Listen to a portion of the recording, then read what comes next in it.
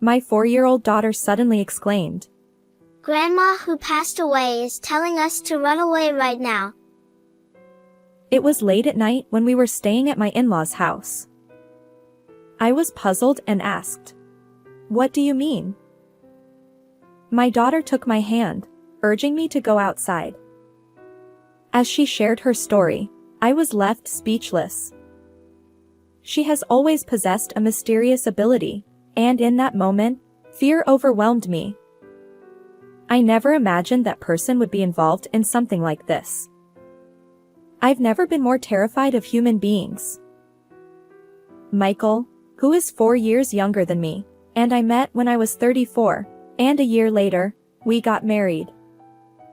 We built a house about a 10-minute drive from his parents' place and started our newlywed life. Olivia, let's be happy together from now on. He was incredibly kind, and his parents, who raised him, welcomed me warmly. Michael works diligently every day to become the successor to his father's company. To support him, I quit my full-time job and started working part-time with more flexible hours. Then there's my sister-in-law, Sophia, who scoffs and says, "Working part-time? Aren't you just relying on Michael to take it easy?" She's never been fond of me since our early days of marriage. Sophia is around the same age as me but enjoys the single life and lives alone. She looks like a career-driven woman, if you ask me. I used to admire her lifestyle and respected her. I even thought that if I had continued working as a full-time employee, I might have ended up like her. Sophia often makes Michael run errands for her. "Michael, I want some ice cream. You can use the change however you like." He complies, and it's a common conversation we hear when everyone gathers at the in-laws' house. Sophia has always doted on Michael, and he rarely opposes her, despite being in his mid-30s. As an only child, I sometimes envy their relationship. I wish I could get along with Sophia, I thought. But contrary to my expectations, she often treats me harshly. She was somewhat overbearing and would occasionally visit our home when my husband wasn't around. "Olivia, there's a hair on the floor." I've been busy with work today. I was planning to clean later. "You're just working part-time, right? Stop making excuses and get it done. It's a pity that Michael has to live in such a dirty place." Sighing, I complied with her demands. As I cleaned, she'd march into the kitchen and help herself to the half-prepared dishes, tasting them without permission. The flavor is so bland. How can you make something this awful?" It's not finished yet. "I wonder why Michael ended up marrying someone like you." She never bothered to listen to my side of the story, always bringing up Michael's name. And truth be told, I wasn't particularly skilled at housework, so I felt somewhat resigned to her criticisms. However, there were some things I simply couldn't tolerate. "You only have flashy clothes, don't you? And yet, your underwear is so plain." She'd open my closet without permission and inspect its contents. "Sophia, please stop." No matter how much I pleaded, she remained nonchalant, often wearing a malicious expression that made me wonder if she enjoyed seeing me uncomfortable. Sophia even checks inside my closet. I've told her multiple times, but it doesn't work. "Can't you talk to her?" I appealed to my husband when he returned home. His response was off-kilter. Really? Maybe she's just curious about what kind of person my wife is. Yet, despite our conversation, he took no action. I felt disappointed by Michael's lack of support. Sophia's unreasonable behavior continued even after that. A year into our marriage, when our daughter Mia was born, her actions escalated further. Frustrated by our crying daughter, my sister-in-law glared at me. She cries so much. It's your poor parenting. And to think you had a girl. Do you even realize you're the wife of the eldest son? She would make snide remarks about everything, eventually throwing hurtful words, blaming everything on me. My husband should have noticed this, yet he always turned a blind eye. Lately, Sophia's tone has been harsh, and it's honestly tough. It's your fault, Olivia, so there's nothing to be done. Or are you implying that Sophia is hysterical?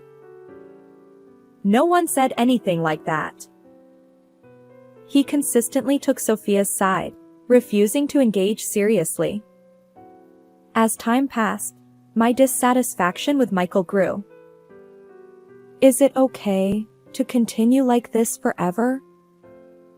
Divorce crossed my mind, but having experienced the loneliness of being raised by a single parent after my own parents' separation, I hesitated. I didn't want my daughter to feel the same way. Despite it all, I endured because my in-laws kindly watched over me. However, I suddenly lost that support. When my daughter Mia was just 6 months old, my mother-in-law succumbed to illness. The shock of her departure left everyone struggling to cope with their emotions.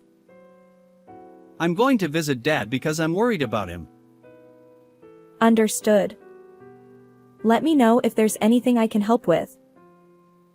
During this time, my husband frequently visited his father's home, leaving me and my daughter behind. Sometimes he returned late at night. I asked about the reason. Dad feels lonely being alone. But you see your dad at work too, right? Can't you ask Sophia to help with family matters? You're quite heartless. Even though Dad is feeling lonely, you're suggesting I leave him? That's not what I meant. Although I initially expressed my desire for more quality time with our adorable daughter, I realized that parents are important too. I remained silent after that. As time passed, our daughter Mia turned 4. Michael continued his daily visits to his father's house, and his return home was always late at night. I confronted him about his behavior. Michael, you've been busy lately, right? Isn't it difficult for you to keep checking on your dad's well-being? I can go in your place. However, he insisted. Don't visit my dad's house. Sophia wouldn't like it, and I don't want unnecessary conflicts. His determination to keep me away from the family home raised suspicions. I decided to defy his instructions and visit my father-in-law myself. To my surprise, my father-in-law welcomed me with a smile. I've been taking cooking classes and enjoying it. He said happily. His demeanor was completely different from what Michael had described. And then, my father-in-law accidentally let slip a revealing statement that left me astonished. After a few weeks since that incident, one day, my husband suddenly said, Why don't we all gather at my dad's house and have a meal? I hesitated, thinking, but Sophia wouldn't like it if I visited your dad. His unexpected suggestion made me suspicious. He continued. It's fine. Sophia invited us today. So, are you coming? Hurry up and get ready. Michael seemed unusually flustered. Despite the difference from our usual routine, I agreed to my husband's invitation, and the 3 of us, my daughter, him, and I, headed to his dad's home. Upon arriving at my in-laws' house, a delightful aroma greeted me at the entrance. My sister-in-law, Sophia, welcomed me with a smile. Olivia, welcome. I've been preparing dinner while waiting for you. She ushered me inside, handing treats and toys to my daughter, Mia. Although I had braced myself for her usual snide remarks, Sophia's kindness caught me off guard this time. Still, I remained cautious. I shouldn't let my guard down. Maybe she'll play some culinary tricks to spite me. But my suspicions were unfounded. Michael told me about your favorite dishes. I hope they suit your taste. As I surveyed the table, I found an array of my favorite foods. Grateful, I replied. Thank you. Yet, lingering disbelief colored my emotions. Sophia added playfully. Don't worry, there's no poison or anything. I never thought otherwise. Then, unexpectedly, Sophia apologized. Olivia, I've been mean to you all this time. I don't expect forgiveness, but I hope we can get along from now on. Despite my reservations, I decided against further animosity. I smiled back at Sophia, willing to make an effort to bridge the gap. Great. Since we're the same age, let's chat about various things. Oh, how about staying overnight today? But I haven't prepared anything. You can use my cosmetics. Right? Let's do that. Michael, it's fine, isn't it? Caught up in Sophia's pace, I had no chance to refuse. I guess this is an important step toward getting along. With that thought, I decided to accept her invitation. Sophia was a great conversationalist, and before I knew it, I was genuinely enjoying our time together. The hours flew by, and the three of us, our family, ended up sleeping in the room with my late mother-in-law's memorial portrait. I must have misunderstood Sophia. From now on, I'll try to be more understanding. That's great. I'm happy that you two are getting along. As our daughter slept soundly between us, I drifted off into a dream. However, it was in the middle of the night. Mom, we need to escape right now. Grandma, who passed away, said so. Mia suddenly shouted loudly, jolting me awake. Startled by her voice, I sat up. What? What's going on? Despite my grogginess, I sought confirmation from my daughter. Since my mother-in-law had passed away when Mia was around 6 months old, she shouldn't remember anything. I wondered if Mia was still half asleep, but her eyes were wide open, and she wore an anxious expression. If we stay like this, we'll be killed. Mia tugged at my hand, urging me to leave the room. As I glanced to tell my husband about the situation, he wasn't there. He should have been asleep. Where could he have gone at a time like this? But I couldn't dwell on that now. I chose to trust Mia's words and escape. Actually, my daughter possessed a mysterious power. When my friends were all pregnant one after another, she accurately predicted the gender of each baby in their bellies. She also warned me when Michael was about to get injured. Michael did indeed hurt himself by slipping on the stairs, but luckily, it was just a minor sprain. However, since that incident, both Michael and Sophia started avoiding Mia, saying she's creepy. It's natural for some people to feel that way, so we decided to keep this power a secret between Mia and me. Grandpa needs to escape with us too. Mia stopped in front of her grandfather's room, entered, and gently shook him awake. Grandpa, wake up. Quickly. We'll explain later, but please come with us and escape. Startled by our urgent voices, my father-in-law jumped up, though he seemed puzzled by the situation. Despite his initial hesitation, he eventually agreed to go outside after hearing Mia say, Grandma told us to. When we reached the entrance, I noticed that my husband and sister-in-law's shoes were strangely missing. Furthermore, there were no cars in the parking lot, neither of theirs. Could it be that what Mia said is related to both of them? We decided to walk back to my house, but while it would take only 10 minutes by car, on foot, even for adults, it would be over an hour. I called my mother and asked her to pick us up. As we arrived in front of my house in my mother's car, I noticed that the lights were on inside. And to my surprise, Michael and Sophia's car was parked there too. Mom, I hate to ask, but can we stay at your home tonight? I had an uneasy feeling, and entering the house as it was might be dangerous. And so, we sought refuge at my mom's house. That night, my mind and eyes remained wide awake, and I couldn't sleep. As the morning dawned, I couldn't shake off the meaning behind my daughter's words. So, I borrowed my mother's car and went alone to my in-laws' house. To my shock, the grand, imposing house that had stood there just a few hours ago was now reduced to charred remains and skeletal framework. Wait! This can't be real! Several fire trucks, police cars, and ambulances lined up in front of the in-laws' home, surrounded by curious onlookers. On the other side of the yellow tape, Michael and Sophia were speaking with police and firefighters, explaining the situation.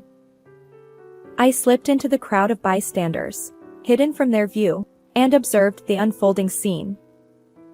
After a while, some of the emergency vehicles departed, and the onlookers dispersed.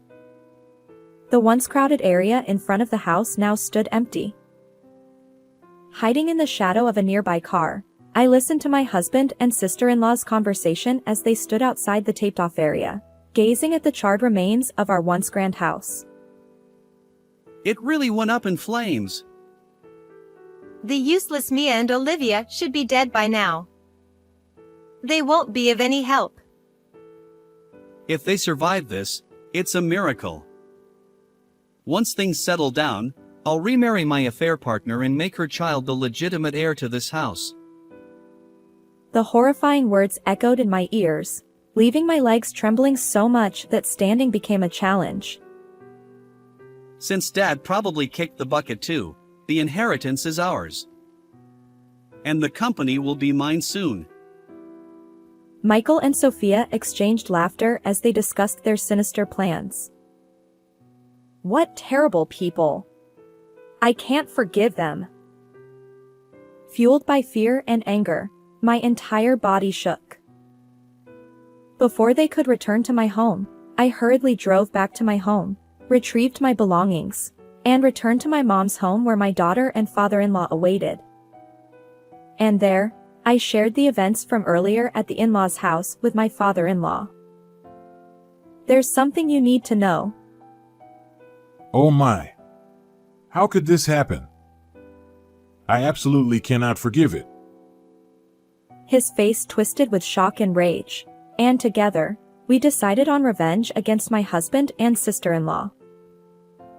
That evening, I left Mia with my mother and stood outside my home's front door with my father-in-law. I reached for the intercom, but then I hesitated. This was my own house. There was no need for that. Instead, I decided to open the front door myself. As I fumbled with the lock, I heard a rattling sound, and Michael cautiously peeked out from inside. What? His face turned pale, and he retreated back into the room. Soon after, he returned with Sophia in tow. Why, are you here? She too looked ashen, muttering those words.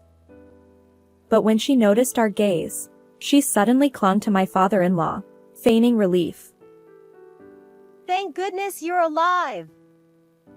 We couldn't find any trace of you, and they said they hadn't found anything in the burnt ruins. We were so worried. Yeah. I've been praying that you all were safe. Michael also played along, hugging me tightly. I pushed his arms away and distanced myself from my husband. Hands off. Through Mia, your mom helped us. Mom? But she passed away 4 years ago. Exactly. Don't spout nonsense. Are you going to talk about Mia's mysterious abilities again? It's truly unsettling. Both of them furrowed their brows and vehemently denied Mia's words. Well, fine. Let's go inside for now. After all, this is my house too, and your dad is here. I pushed them aside and ushered my father-in-law into the house. As we entered the living room, Michael, who had followed us, placed a hand on my shoulder and said, Wait. "Didn't I tell you not to touch me so casually?" Oh, Olivia, are you having a hysterical moment? Maybe your hormones are out of balance? This is why women in their 40s get a bad reputation. Sophia smirked, mocking me as usual. Gone was the meek demeanor from the previous day's apology. Her true nature, overflowing with malice, revealed itself, even in the presence of my father-in-law. That's enough to make anyone angry. This fire incident was orchestrated by you two, siblings, isn't it? Exclamation question mark. I stared at my husband and sister-in-law, hitting the nail on the head. Wait, there's no evidence to say something like that. It's impossible. Despite his anxious denial, Michael stood firm. Meanwhile, Sophia seemed composed, almost nonchalant. Olivia, really? Suspecting your own family? Something must be wrong with you. Being raised by a single parent, you lack that kind of affection. But I'm saying this because there's evidence. I overheard you both talking about the burnt house early in the morning. As I spoke, I glanced back and forth between the two of them. Huh? Eavesdropping, much? And besides, hearing a story from such a chaotic place, there's no credibility. Yeah, what Sophia said. The police won't buy into vague stories like that. Sophia, boldly and unyielding, and my husband, who hid behind her, retorted. This dynamic must have been consistent since long ago. Is this your voices? I pulled out my smartphone from my pocket and played the recorded audio. It captured the conversation between the two of them from that morning. Why are you doing this? When Mia woke me up in the middle of the night, and neither you nor Sophia were there, I became suspicious. I wasn't sure if I could record it properly, but I had it running. Though there was some distance, it was clear enough that the voices belonged to them. Confronted with the audio evidence, Michael and Sophia fell silent. I'll submit this to the police. Surely they'll believe it. Wait a minute. You all escaped unharmed, so there's no issue. What are you saying? You put us in a life-threatening situation, and your dad's home ended up like that. This is a crime. Do you understand? Growing more agitated, I confronted my husband's absurd statements. Sophia, this applies to you too. You must pay for this wrongdoing. Don't get cocky. You wretched woman. She launched an attack, her hostility toward me evident, but I couldn't waste time arguing with her. Here we go, I said, taking a deep breath and locking eyes with the two of them once more. By the way, what do you mean by waiting for the heat to die down and then remarrying your affair partner, legitimizing a hidden child? Well, Michael seemed caught off guard by the direct questioning and stumbled over his words, eventually falling silent. You thought you could just stay quiet when it became inconvenient? But there's evidence. This woman, right? I confronted them, brandishing a photo I'd pulled from my bag. ha! Wait, why did you investigate this so thoroughly? Sophia, what do we do? We're caught. He turned to his sister, seeking help in his panic. But Sophia merely glared at me without offering any assistance. Perhaps that lack of support drained Michael's resolve, leaving him deflated. Actually, I had suspected my husband's infidelity for some time and gradually conducted my own investigation. On that morning, I hurriedly retrieved the evidence I had collected. How long have you known? Well, it started when you said you were checking on your dad, and your returns home became consistently late. From that long ago. But I became certain when your dad told me something. Michael had warned me not to show up at his dad's house, but I defied that order one day. My father-in-law had shared something with me, a statement that, Only you would visit my home. for me, who thought Michael was merely making frequent visits to his dad's house, it was shocking. Although the photo includes Sophia, it seems your affair has her approval, Michael? I confronted them, thrusting the evidence in their faces. So what? Isn't it your fault for being cheated on? You lack any charm. Clearly, she was aware of this situation as well. Among the evidence I had gathered were photos showing the gradual growth of the affair partner's pregnant belly and, most recently, images of Michael and the affair partner strolling with their baby. Olivia, it's not what you think. There's a valid reason. Suddenly, my husband changed his tone, attempting to justify himself. Just as I was about to push them away, my father-in-law, who had silently observed the situation until now, stood up and positioned himself like a guardian in front of my husband and Sophia. What are you both doing? Bullying Olivia, engaging in infidelity, and even endangering our lives. What's your intention? His furious tone left my husband and sister-in-law speechless. Dad, listen to me. It's all Sophia's fault. She introduced me to that woman in the photo just because she didn't like Olivia. You were always complaining about your wife too. So, I mediated between you and that woman. Nobody asked you to do that. Besides, it was you who said our daughter, Mia, couldn't be the heir because she's a girl. But that's true. Dad, you agree with me, right? And don't worry, the child in the photo with that woman is a boy. Our lineage is secure.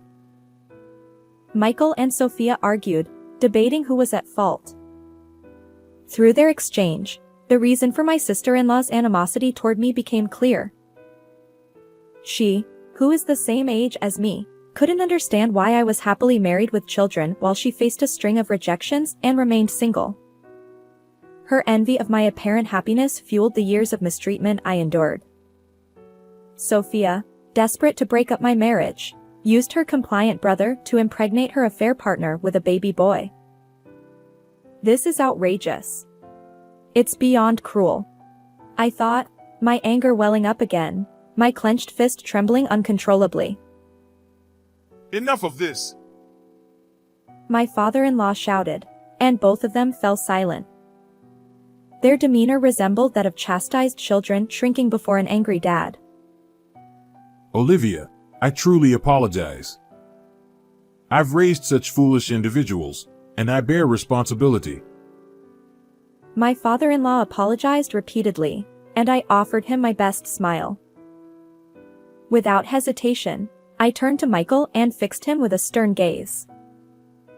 We need a divorce, I declared, handing him the divorce papers with my section already filled out.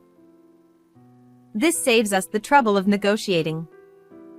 We'll officially welcome the affair partner's child as the heir. Sophia snatched the papers from my hand before Michael could even react, dancing with apparent delight. Yeah, that settles it. Michael echoed in the same tone as Sophia. Heir? Ridiculous. As long as I'm alive, you won't get your way. He glared at them. Dad, what are you saying? Isn't this a cause for celebration? Sophia's eyes sparkled. Sophia, I sever all ties with you. Don't ever cross my path again. Michael, the same goes for you. You're fired from the company. And so, my father-in-law delivered his verdict to the two of them. Wait a minute. Without me, the company would collapse. Is it okay to do this? Exactly. If you sever ties with us, you'll be all alone. And what about the inheritance? Their concerns ultimately revolve around money. Upon hearing this, my father-in-law's expression momentarily revealed a hint of sadness. You're both strangers to me now. The company and the inheritance are irrelevant. What? Sophia erupted in anger, while my husband, flustered, tried to reason with his father. Dad, reconsider. He shook his father's shoulders, pleading. The heir will be Mia, my grandchild who saved our lives. With that declaration, my father-in-law let out a heavy sigh. Wait. Mia is my child, so I might still get a share of the inheritance, right? Michael grinned, asking me an audacious question. In this situation, I couldn't help but question his nerves. She doesn't want to see you. After everything that's happened, she's scared, and there are hardly any memories between you. I replied firmly. But I'm her father. I won't allow it. Nevertheless, this is the result of your inaction over the past 4 years. After the divorce, I'll respect our daughter's wishes and won't allow visitation. I don't want that. I don't want a divorce. Olivia, please. Michael wailed loudly, clinging to me. Olivia, I apologize for everything. Please convince Dad to reconsider. Even Sophia, seeking mediation, pleaded with me. Although you two might be preoccupied with divorce and estrangement, both of you need to go to the police now regarding the fire incident. Do you understand? Please don't involve the police. I'll be a better husband and dad. I won't let Sophia manipulate me anymore. Let's start anew as a family of 3. Seriously, don't bring the police into this. What about my hard-earned career? Even though they've come this far, they seem to only think about themselves and say whatever they want. Enough. Reflect on your actions and make amends. I firmly rejected them, pushing them away. Michael and Sophia mumbled in response, collapsing to their knees. Afterward, I took my husband and sister-in-law to the police station and submitted the audio evidence. Both of them confessed, and they were arrested in connection with the recent fire incident. The divorce with Michael was finalized, and he agreed to pay $20,000 in alimony for the affair, along with monthly child support of $400 for our daughter, Mia. Since he'll be behind bars for a while, I intend to collect those payments when he's released. As a bonus, I also received a tidy $7,000 in compensation from the affair partner. Sophia faced the same fate, with her conviction confirmed. She lost her job, of course. Abandoned by her father and separated from the brother she doted on, she's now all alone. Well, it's a consequence of her own actions. My father-in-law, with whom I still maintain contact, is determined to keep working until Mia becomes the heir. Our daughter is enthusiastic about becoming the president of a grandpa's company. These days, life is peaceful, and I feel truly happy. How did you find this story? If you enjoyed it, consider subscribing to our channel. Until next time.